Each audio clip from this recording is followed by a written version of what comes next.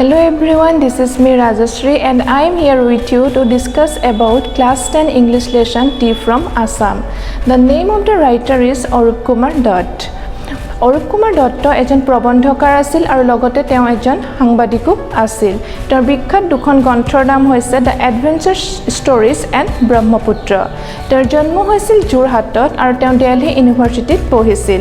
তেওঁ যোৰহাট জেবি কলেজৰ ইংলিছৰ প্ৰফেচৰ হিচাপে কৰ্মৰত আছিল। অৰুপ কুমাৰ দত্তই তেওঁৰ টি ফ্ৰম আছাম নামৰ লেছনটোত অসমৰ চাহৰ লগতে অসমৰ প্ৰাকৃতিক সৌন্দৰ্য বৰ্ণনা কৰিছে। The name of the title is interesting, is not it?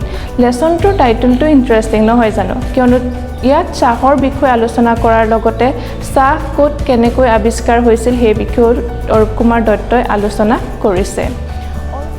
Arup Kumar দত্তই লেছনটোত অসমৰ লগতে সমগ্ৰ বিশ্বতে বহুলভাৱে প্ৰচলিত সহজতে উপলব্ধ আৰু কম বেছি পৰিমাণে সকলোৱে খাই ভাল পোৱা এবিধ বিখ্যাত পানীয় চাহৰ বিষয়ে আলোচনা কৰিছে।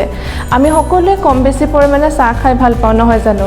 আৰু মই নিজেও চাহ খাই ভাল পাওঁ আৰু ভাবোঁ তোমালোকেও সকলোৱে ভাল পোৱা। চাহৰ বহুতো প্ৰকাৰ আছে, green tea, black tea et cetera. চাহে আমাক ৰিফ্ৰেছ কৰে, আমাক ৰিলেক্স কৰে, আমাৰ মেণ্টেল ষ্ট্ৰেছ দূৰ কৰাৰ লগতে চাহৰ ঔষধিযুক্ত গুণৰ বাবে ডক্টৰে আমাক কি কৰে চাহ খাবলৈ ৰিকমেণ্ড কৰে। আৰু এই লেছনটোত সমগ্ৰ বিশ্বৰ লগতে অসমত বহুলভাৱে জনপ্ৰিয় চাহৰ বিষয়ে অৰুপ কুমাৰ দত্তই বহুত সুন্দৰভাৱে বৰ্ণনা কৰিছে। অসমক কি কৰা হয় চাহৰ বাবে বিখ্যাত বুলি জনা যায়। সমগ্ৰ বিশ্বৰ ভিতৰতে অসমত সৰ্বাধিক চাহ উৎপন্ন হয় আৰু সেইবাবে চাহৰ বাবে অসমক কি কৰা হয় the land of tea garden বুলিও কোৱা হয়।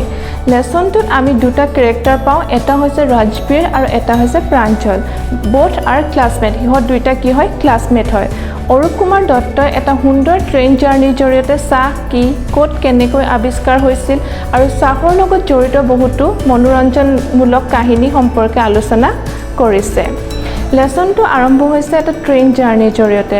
ট্ৰেইনত আহি থাকোঁতে ৰাজবীৰ আৰু প্ৰাঞ্জলৰ কথা বতৰাৰ জৰিয়তে বহুত সুন্দৰভাৱে অসমৰ চাহৰ বিষয়ে অৰুপ কুমাৰ দত্তই বৰ্ণনা কৰিছে। Pranjal, a youngster from Assam, is Rajbir's classmate at school in Delhi. Pranjal's father is the manager of a tea garden in Upper Assam and Pranjal has invited Rajbir to visit his home during the summer vacation. লেছনটোত আমি কি পাইছোঁ প্ৰাঞ্জল আৰু ৰাজবীৰ দুয়োজন কি হয় classmate হয়। Classmate মানে হৈছে একেটা ক্লাছতে পঢ়ে। Pranjal's father is the manager of a tea garden. প্ৰাঞ্জলৰ দেউতাক কি হয় আপাৰ আছামৰ এখন বাগানৰ মেনেজাৰ হয়।